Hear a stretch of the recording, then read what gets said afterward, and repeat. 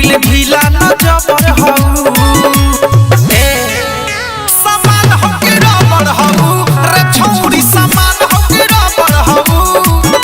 सामान हो के रबर हऊ रे छौरी सामान हो के रबर हऊ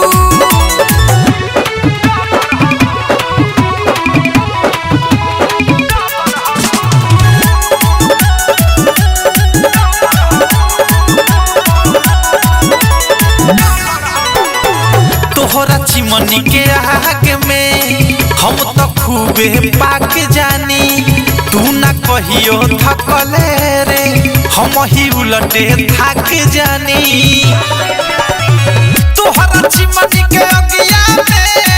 हम तो खूबे पाक जानी तू ना कहियो थकले रे हम ही उलटे थक जानी रोजो भेल हबर हबर हऊ रोजो भेल हबर हबर हऊ सामान हो के रबर हऊ रे छौरी सामान हो के रबर हऊ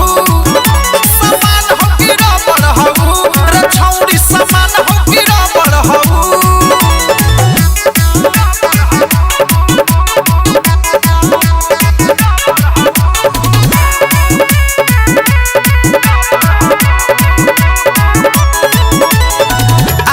तोहरा जैसन छौरी देखनी नाही माल रे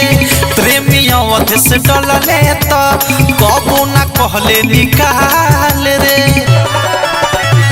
आजिल तोहरा जैसन छौरी देखनी नाही माल रे बिरजस बिहारी डलले तो कबो ना कहले निकाल रे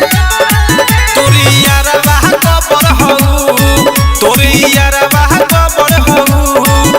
कैसे रे सामान हो के रबर हऊ